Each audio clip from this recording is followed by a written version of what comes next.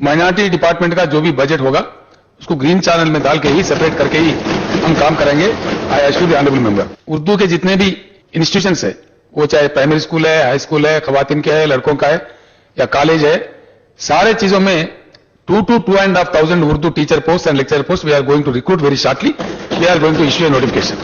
Creamy layer के लिए मुसलमानों के लिए भी 6 लाख का सीलिंग अगर जैसा बीसीस के लिए है उसको इंप्लीमेंट करे तो अच्छा है, मुसलमानों का फायदा होगा बोल के आप बोले, बिल्कुल इसमें करने में हमको गवर्नमेंट को कोई एतराज नहीं है।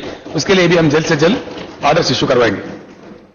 प्री मैट्रिक स्कॉलरशिप्स है, पोस्ट मैट्रिक स्कॉलरशिप्स है, जो भी है, मैं आपको एक ही बात का यकीन दिलाना चाहता हूं, on par with SC ST अब उनके लिए जो रूल्स है उसमें बिल्कुल दिया जाएगा। एक बार आपने सही उठाया कि प्री मैट्रिक में एससी एसटी को नहीं है, इसलिए कि उनके लिए रेजिडेंशियल हॉस्टल्स है, इनके लिए नहीं है। ये बात बिल्कुल सही है। गवर्नमेंट ऑफ इंडिया कुछ दे रहे हैं, हम कुछ जोड़ने पर इन बच्चों को भी मिल सकता है। 10 लाख बच्चों का, गरीब बच्चों का अगर फायदा होता है तो गवर्नमेंट को इससे ज्यादा खुशी कोई नहीं होगी। 100% we will issue pre matric scholarships. कुछ जोड़ना पड़े तो रियासती सरकार से जोड़ के उनको बिल्कुल स्कॉलरशिप दिलाएंगे, इसमें हमको एतराज नहीं है।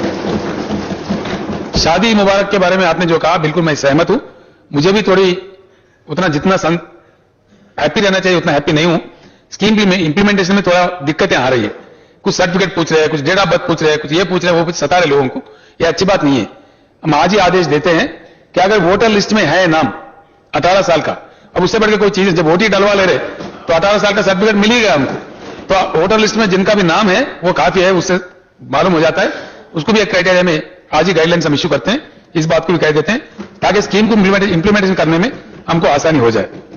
और उर्दू ऑप्शनल लैंग्वेज का सहूलत हमारे हैदराबाद रियासत में था, लेकिन आंध्र प्रदेश बनने के बाद वो हट गया और उर्दू मुहिबाने कई हैं तेलंगाना में।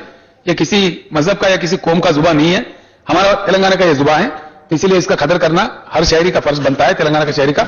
उर्दू ऑप्शनल लैंग्वेज का भी होदा हम देते हैं। बिल्कुल जो पढ़ना चाहे उर्दू उसको पढ़ने दीजिए, इसको किसी को एतराज नहीं होना चाहिए। जो नहीं पढ़ना चाहिए उनका मंशा है, लेकिन जो पढ़ना चाहते हैं उसके लिए सहूलत होना जरूरी है। उर्दू ऑप्शनल लैंग्वेज का भी सहूलत हम करवा देते हैं। हैदराबाद का पहला यूनिवर्सिटी 140 साल पहले एस्टैब्लिश हुआ है।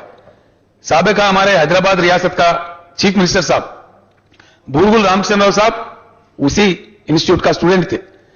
हमारे बागा रेड्डी साहब हमारे बुजुर्ग हमारे मेदक जिले से थे, वो भी मंत्री थे, वो भी वही के स्टूडेंट थे, जामिया निजामिया के। कई ऐसे बड़े बुजुर्ग लोगों ने वहां पढ़ाई हासिल की है। उस्मानिया यूनिवर्सिटी से पहले यही हमारे लिए एक यूनिवर्सिटी था, लेकिन मुत्तहिदा आंध्र प्रदेश में उसका रौनक उतर गया। अब उसको बढ़ाना है, इंप्रूव करना है, हर लिहाज से उसका कदर करना है। तेलंगाना रियासत जामिया निजामिया का अहमियत क्या है जानता है, इसीलिए वहां एक ऑडिटोरियम बनाने के लिए मेरे पास दरखास्त आया था, बराला साहब ने मुझे रिप्रेजेंटेशन दिया था, तो मैंने उसको आरएनबी से एग्जामिन भी करवाया।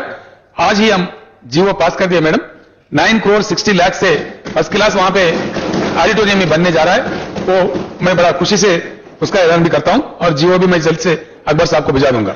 जैसा कि लैंड कोइल्स के ताल्लुक से आपने कहा, हुसैनी शाहवली दरगाह का जो भी वहां पे बिल्डिंग बना है, ये सेंट्रल वक्फ एक्ट है मैडम, हमारा स्टेट का नहीं है। ये बहुत ही रिजिड एक्ट है, इसको कोई बदल भी नहीं सकता। बिल्डिंग बना भी तो कितने भी साल उसमें कोई बिल्डिंग बना काबिज भी हो, उनका प्रॉपर्टी वो नहीं बन सकता, वो वक्फ का प्रॉपर्टी बना रहता है। That is what the central act says.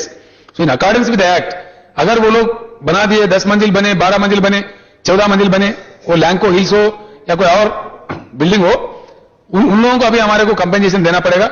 वो पैसा वो रकम जो है हम वक्फ बोर्ड में डिपॉजिट कर सकते हैं, ताकि हमारा कम्युनिटी का फायदा होता है। जिन चीजों पे बिल्डिंग्स ऑलरेडी बने हैं, उसका अगर डिमोलिश डिजायरेबल नहीं है, वो पैसा बिल्कुल वसूल करेंगे, वो वक्फ बोर्ड में जमा करा देंगे। और जो खाली जमीन है हमारे लोगों के लिए काम आएगा। जैसा कि अभी अकबर साहब ने बताया, कब्रिस्तान के लिए हमारे पास जगह नहीं है। हजारों एकड़ जमीन तो छीना गया, लेकिन आखिर में कब्रिस्तान के लिए जगह नहीं है। ये बड़ी शर्म की बात है। इसीलिए हम लोग जो खाली जमीन है, जल्द से जल्द मैं एक मीटिंग बुलाने वाला हूं हमारे मुस्लिम रिप्रेजेंटेटिव्स और इंपॉर्टेंट रिप्रेजेंटेटिव्स के साथ, उसमें हम फैसला ले लेंगे। मैं आपको उससे भी पॉजिटिव लाइन में गवर्नमेंट का रवैया रहेगा। और दूसरा, पहाड़ी शरीफ दरगाह को भी एक वो जो बनाने के लिए आप कह रहे थे, बिल्कुल मैं सहमत हूं। ऊपर जाने के लिए रैंप बनाने के लिए, जो कि अभी 1000 सीढ़ी चढ़ना पड़ता है, वहां बूढ़े बुजुर्ग लोग जाते हैं, बूढ़े लोग जाते हैं, तो वो लोग चढ़ नहीं पा रहे हैं, मुश्किल हो रहा है। वहां डेफिनेटली रैंप बनाने के लिए माइनॉरिटी वेलफेयर डिपार्टमेंट से हम रकम मंजूर करेंगे। और उसके साथ ही साथ पहाड़ी शरीफ दरगाह का जो फुट हिल एरिया है, वहां पे मुझे इतला मिला कि 70 से लेकर 100 एकड़ तक अच्छा जमीन है। हज सेंटर एक इंटरनेशनल लेवल पे मैं बनाना चाहता हूं वहां पे। हज चलता है साल में 2 महीना चलता है, 1 महीना तैयारियां होते हैं, दूसरे 1 महीने के लिए जाके आते हैं हमारे हाजी। तो इसीलिए अभी नामपल्ली में जो बनाया वो छोटा हो गया, कंजेस्टेड भी हो गया, उसको भी हम इस्तेमाल करते हैं कुछ ऑफिशियल कारोबार के लिए। और पहाड़ी शरीफ के जो फुटिल एरिया में हमारा औकाफी जायदाद जमीन है, उस जमीन में हमारे मुस्लिम खवातीन के लिए और मुस्लिम बेरोजगार नौजवानों के लिए ये जो वोकेशनल कोर्सेज होते हैं, ट्रेनिंग्स होते हैं, वोकेशनल ट्रेनिंग कोर्स सेंटर कम हज सेंटर दोनों को मिला के हम लोग बनाते हैं। 10 महीने वहां पे वोकेशन सेंटर काम करेगी, नौजवान बच्चों को वोकेशनल ट्रेनिंग दिया जाएगा, कोर्सेज पढ़ाए जाएंगे और 2 महीने एक्सक्लूसिवली जब भी हज आ जाता है, हज के टाइम पे, हज के महीने में, वो बड़ा मुबारक महीना माना जाता है दुनिया भर में, 2 महीने जो है सो हाजियों के लिए हम रखेंगे, वहां हर चीज का सहूलत करेंगे और इंटरनेशनल लेवल पे इसको मैं बनाना चाह रहा हूं।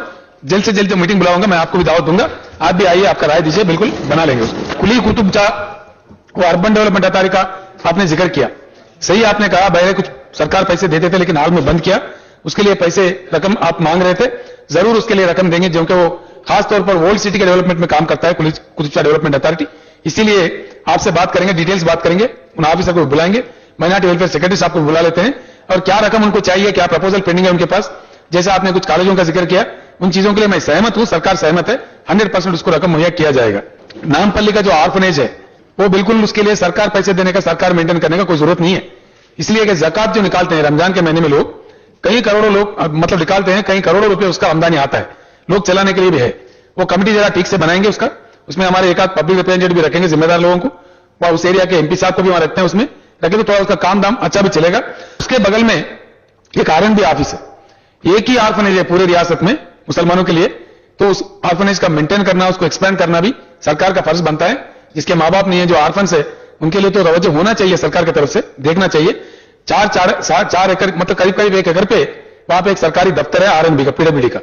आरएनबी का तो बहुत बड़ा इमारत एर्रा मंजिल पे बन गया है, कई पैसे से काफी खर्चा से बन गया है, वो ऑफिस वहां शिफ्ट करेगा और जो भी जमीन वहां सरकारी जमीन है मिलेगा, वो सारा जमीन हमारे ऑर्फनेज को दिया जाएगा और उस पर अच्छा हम इंतजाम कर सकते हैं, फर्स्ट क्लास अच्छा क्लास 1 ऑर्फनेज हम लोग चला सकते हैं, ताकि हमारे मुसलमान यतीम बच्चों का कुछ खिदमत हो सके, उनका तरक्की भी हो सके।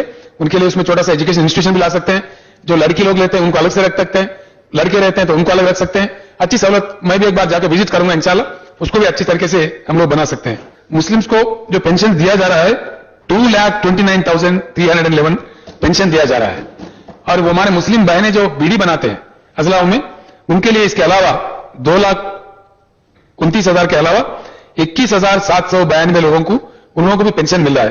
कुल मिला के 2,50,182 लोगों को पेंशन मिल रहा है। एक डिस्ट्रिक्ट वाइज भी मेरे पास है, मैं आपको भिजवा देता हूं डिटेल्स, आप देख लीजिए, इसमें कोई ये करने की जरूरत नहीं है, बिल्कुल 100% दिए जा रहे हैं, and this is coming to about 7.46%।